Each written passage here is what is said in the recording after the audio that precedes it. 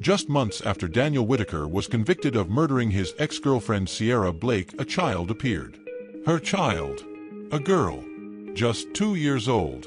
And after a DNA test, it was confirmed. Daniel Whitaker is the father. But this wasn't just a twist in a tragic love triangle. This changed everything. Because now, investigators had a chilling new question. Was Sierra murdered to keep that child a secret? Or worse, was someone else trying to use the child for leverage and got rid of Sierra to do it? As the child custody case began to unfold, a social worker discovered something odd in Sierra's apartment: a second cell phone, buried inside a shoebox beneath her kitchen sink. Tea was prepaid. Burned. No cloud sync. No apps. But the message log blew the case wide open. Dozens of texts. Short, cold, cryptic, from a contact simply saved as M. One message stood out. Once he marries her, we move. You'll get what you were promised. Sent just 4 days before Sierra died. Now the question wasn't just who killed Sierra, but who is M and what were they planning together? You remember Melissa James, Daniel's bride.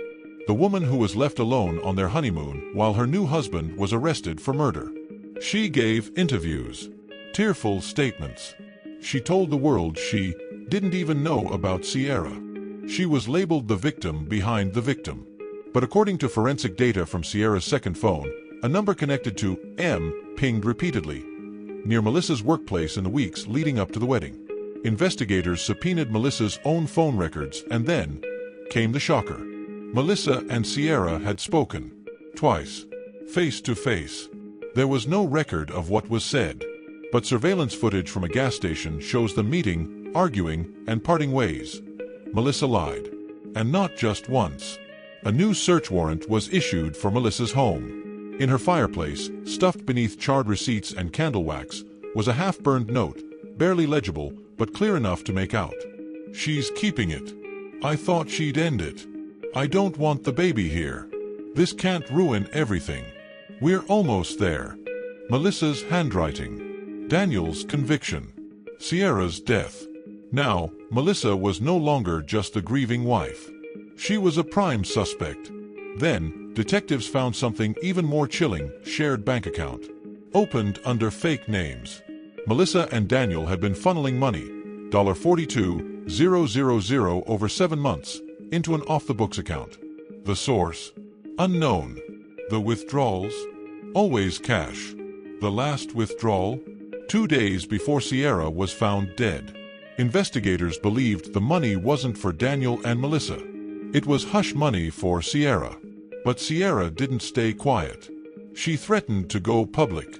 And 2 days later, she was dead. So now the theory shifted. Daniel may have killed Sierra. But Melissa may have ordered it.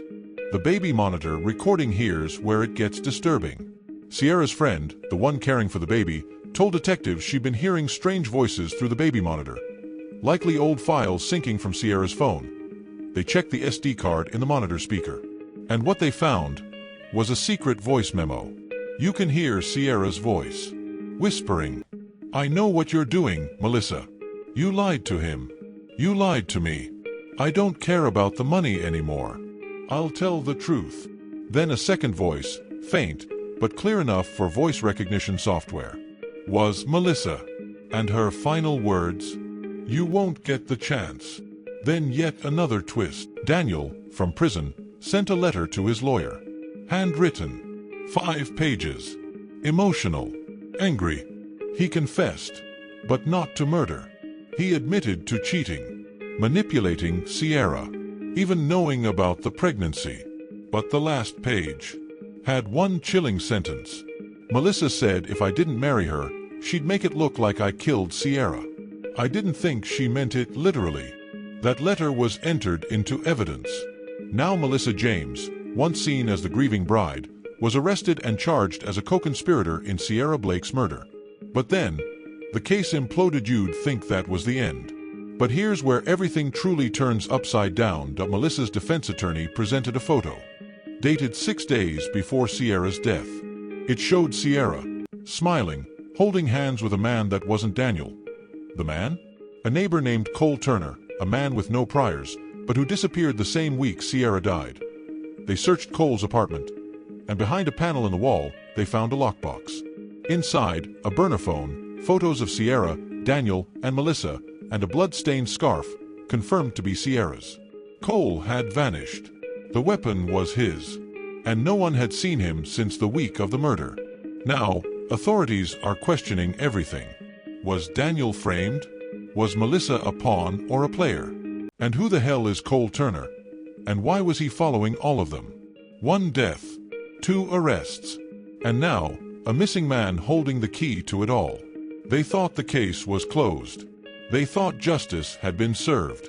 But the man who may have killed Sierra never even stood trial. He may still be out there. And he's not done running. Watch out for the next episode. Subscribe to our channel as the story unfolds.